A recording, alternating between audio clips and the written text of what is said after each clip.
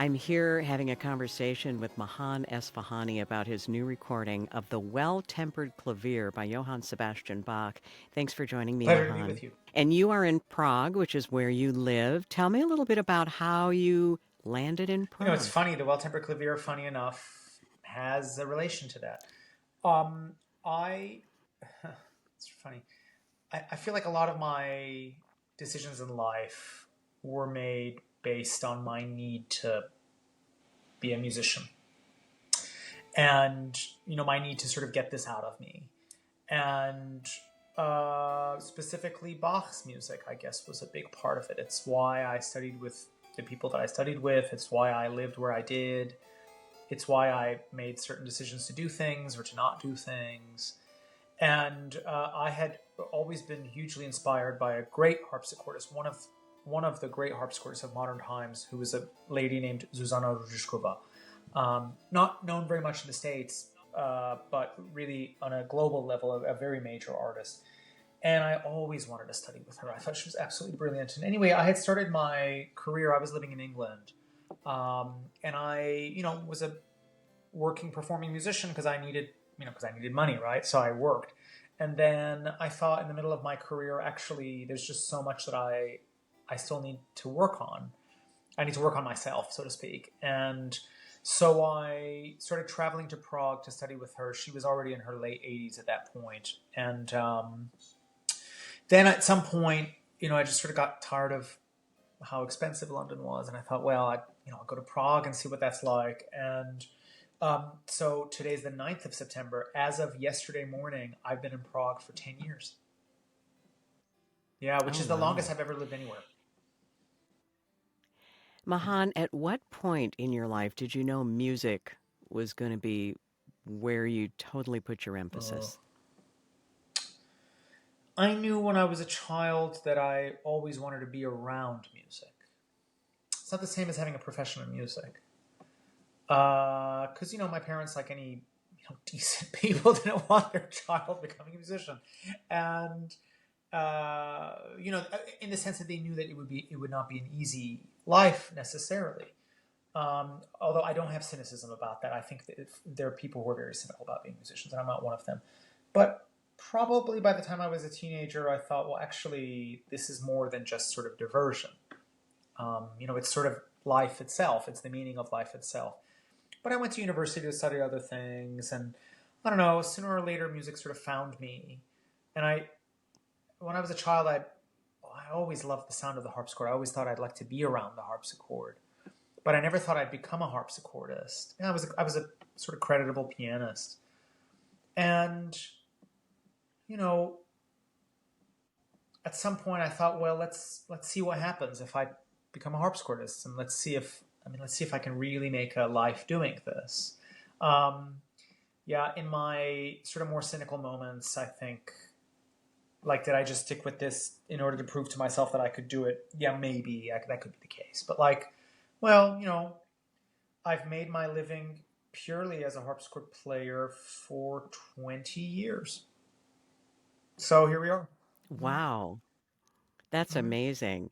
How have you been able to be a full-time harpsichordist for 20 years? What have you done to establish yourself with this instrument? Practice like heck. Honestly, I mean, you would have thought there's not really room for like, what's the point of a harpsichordist? But if you practice a lot, and if you can do things that others can't, then I guess there'll be a demand for you, right? I mean, we often defend music within environments of hostility to the arts by saying, well, like, imagine how terrible life would be without music. And I think that's still ultimately a very defensive position. I would go much further than that. I would say that, like, it is, arts are crucial for life itself. They are the reason for living. It's not just an ornament to life. And it's with that belief that I've been a harpsichordist for 20 years. I mean, to me, it is the instrument on which I feel maximally expressive. I know there's going to be people who are going to listen to this and laugh at, like, how could he be expressive on the harpsichord? Well, go and listen to the recording, before you judge that. But I mean, uh, It's that I regard it as wholly crucial to my life. And, there's a lot of music written for the instrument. I've commissioned a lot of music. I play a lot of experimental music, new music. So it is wholly relevant to the here and now. And this is not a case of like, oh, as long as people are still telling time with sundials, there'll be a place for the harpsichord. No, it's not one of those things. It's that it is wholly relevant and central to the here and now. And if there's a place where I've not taken the harpsichord and I've not played, and if there's a context in which I've not played, I consider that as a failure that needs to be fixed. So it's nice because I'm 41 now, so I got another 40 years of this. Maybe 41, maybe 50 years of it. And it just means that there's so much waiting to be done. As one would say provocatively, there is so much more coming. I want to go back to what you said about playing expressively. I think that is one of the criticisms of a harpsichord is that it doesn't have the ability to maybe be as dynamic as a piano, for example, Criticisms, the softs and the louds. yeah, criticisms by who? Well, I want to actually compliment you on this recording for that very thing. I was actually really surprised and delighted at how expressive you are able to play on the harpsichord. Tell me how you accomplish that. I mean, it's really funny. Sometimes I get a review that says like, in spite of the instrument's shortcomings, he made it expressive. And it's like, that would seem to imply that the instrument is actually very, very expressive, right? And, well, first of all,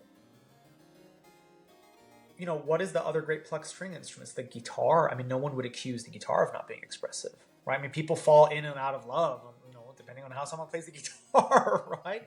And I think, but like on a more serious note, I would say,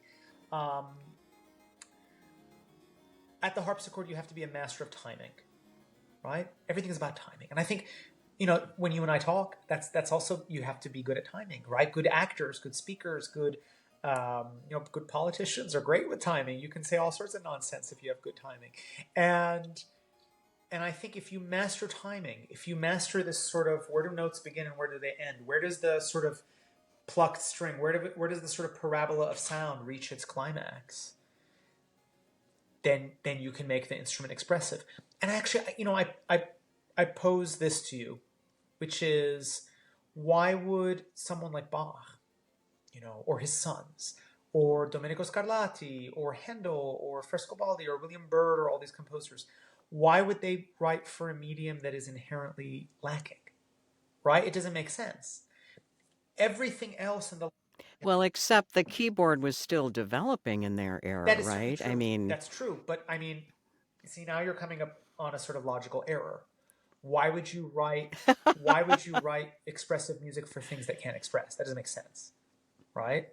So is this up to each individual performer then to find the way to make the instrument expressive? Is that what I'm hearing you say? I'm going to say something even more naughty, which is that if people have been left with the impression that the instrument is not expressive, that is the fault of harpsichord players.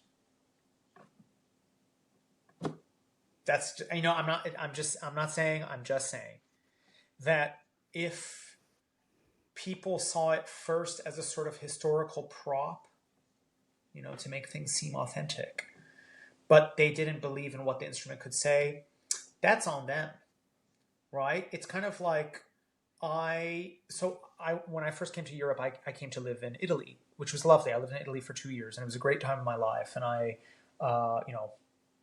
in some ways still feel very Italian. Up until that point, the only Italian food that I'd really had was, I grew up in Maryland, so you go up to Baltimore, and there was sort of Little Italy in Baltimore, which was great, but it was a very specific kind of American Italian food, which frankly I didn't like very much. I found it very cloying and sort of heavy. I would say when I went to Italy, I didn't like Italian food, whatever that means. And then I ate great Italian food. So the fault, it's not my fault, it's not your fault, right?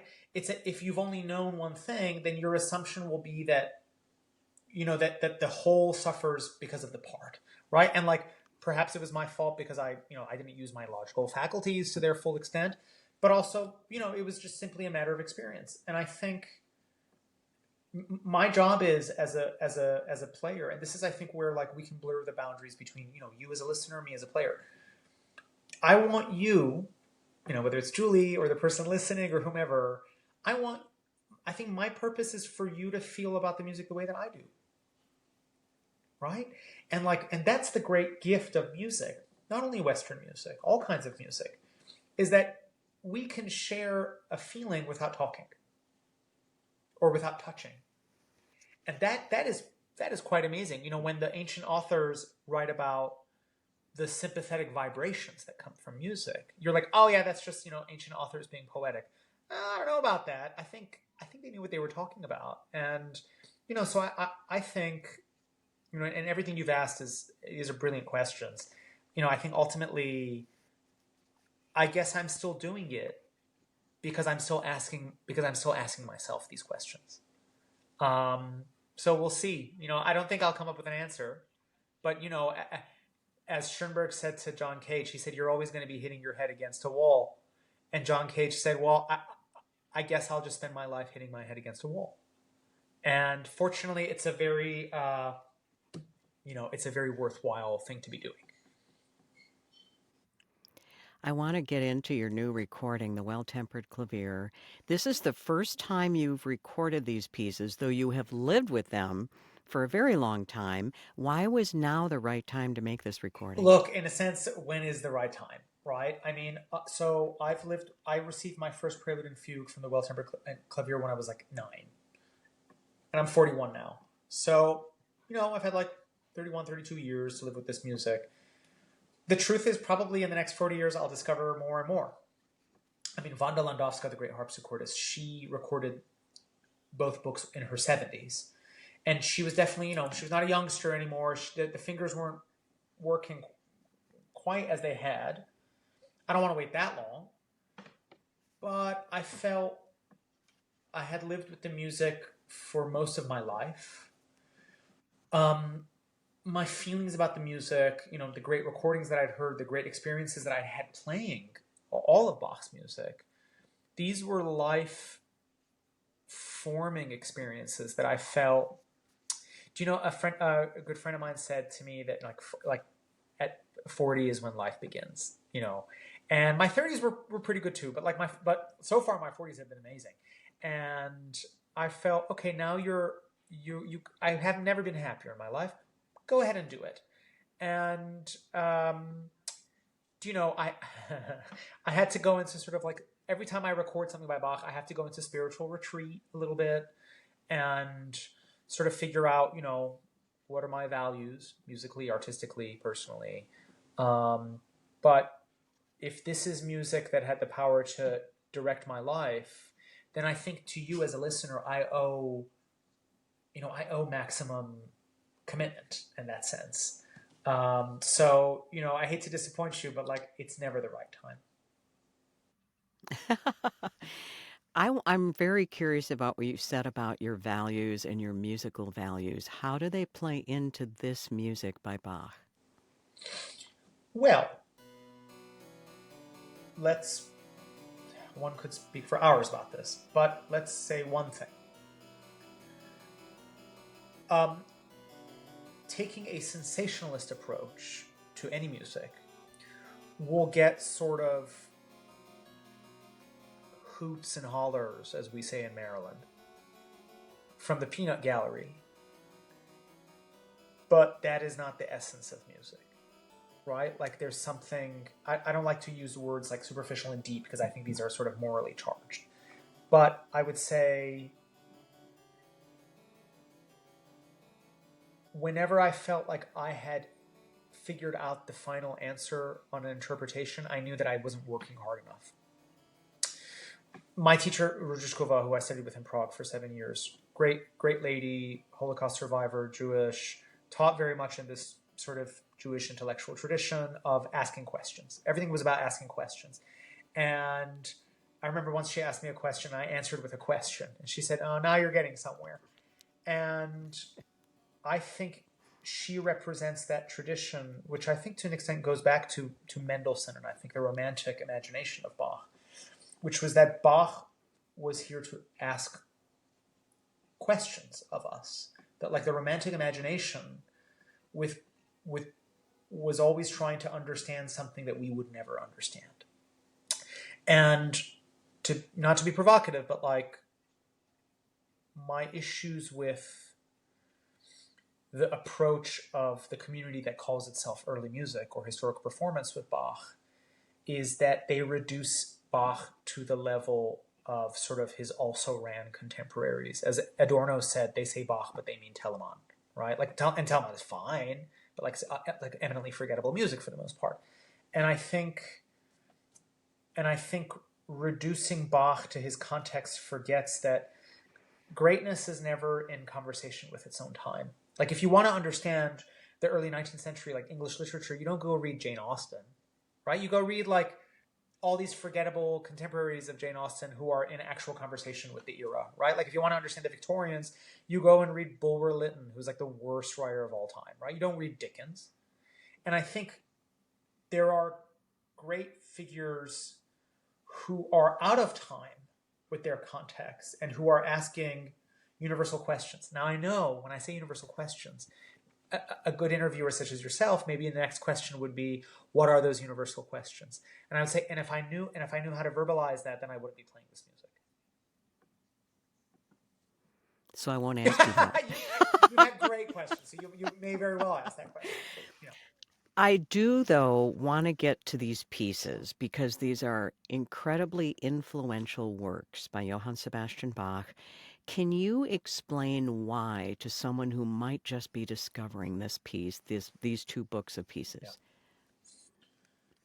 Yeah. Well, Bach was a great teacher. Bach in his own time is not particularly appreciated as a composer. In fact, he's generally unknown as a composer. He was known to some people as a great performer, as a great improviser, but he was prized as a teacher, and much of his music is written with an eye toward pedagogy. Now, in our own time, we think, oh, music written with an eye toward training is like, oh, exercises. I guess that's like somehow not interesting in and of itself. I think Bach is training people in several disciplines at once, right? So like improvisation, composition, in this case, the tuning of the instrument, because it's well-tempered, right? So like we're finding ideal colors for all 12 keys and major and minor scales. And I think what I would say to a person discovering this music for the first time, indeed, the person discovering Bach for the first time, is if you hear in it, or excuse me, if you feel in it, anything beyond note spinning, then you're learning from Bach, right? You're not like, it's not like Bach is doing well because you felt that it's expressive or the performer is. Like that's irrelevant. If you feel something from notes that ultimately are like highly abstract, and those feelings are not like readily verbalized, then like guess what? You're a student of Bach, right? Like we're all students of Bach. And I would say this is the great equalizer, is that like you and I and everybody listening and anybody who listens to the album or listens to any works of Bach, is that we are all ultimately his disciples, and like he's thrown down a challenge to us, and that's a very humbling feeling. I want to talk about the tuning system that you mentioned because you've worked with a technician, and his name is Simon Neal, and you've worked with him to help give each key its own voice on this recording. Can you talk more about that, please? I can. So, for various sort of mathematical reasons that I won't get into, the 12-tone scale, how do I say this? To divide the 12-tone scale equally was understood theoretically, but was not practical for most of the history of music. Partly because it makes, as a teacher of mine used to say, every key sound equally boring, right? Like it's a standardization that culturally is not that interesting. And so the idea of a well-tempered scale was that you would find a tuning and the relations of intervals to one another, fifths, fourths, thirds, sixths, wherein each key, say A minor, A major, C sharp major, D minor, E flat major. Each of these, the relations within the intervals that form this key are different. That E flat, and people in the 18th century talk about this, that keys have flavors or they have colors. So in France, in the early 18th century, they said that A major is sort of like rose, or it's red. F major is sort of yellow, sort of canary yellow. C major was blue, sort of a Prussian blue. Funny enough, when I was a kid, I always thought keys had colors, and then later I read about it, and I thought, God, these are exactly the same colors that I've always thought of. Like F sharp major is black, F sharp minor is dark green. And so people valued very much these differences between keys. And music was written, by the way, with an ear toward, if you like, exploiting the expressive impact of these keys on listeners. I think the way people listened to music before the 20th century was in the way that we taste food. In the way that we try different wines or beers, or the way that we smell, which is such an integral part of many cuisines that's been forgotten. And I think, we have to go back to this understanding that what Bach and his contemporaries want is for you to feel and to taste this flavor of keys. And I think that the well-tempered clavier, poses that provocation. Fascinating.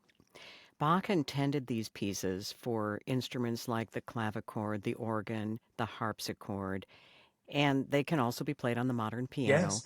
What does the harpsichord bring to these pieces that maybe these other instruments do not? Well, look, it's not a matter of either or, right? I think if people play it well, they can play it on kazoo, choir. I don't really care, as long as it's musical, right? But what does the harpsichord bring? Well, I think that the harpsichord has great clarity. We know this, that this is why harpsichord was used for the training of singers. The harpsichord has great clarity, but also harpsichord is a greatly singing instrument.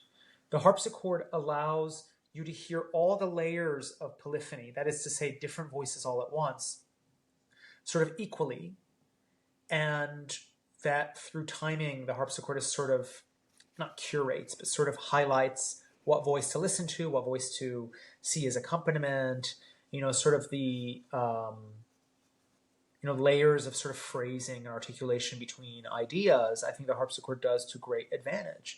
People may be surprised to hear this, people who drive me nuts may be surprised to hear this, that it's also a greatly sensual instrument. It's an instrument where you can sort of blur and blend between different harmonic colors. And ultimately I find the harpsichord a greatly touching instrument.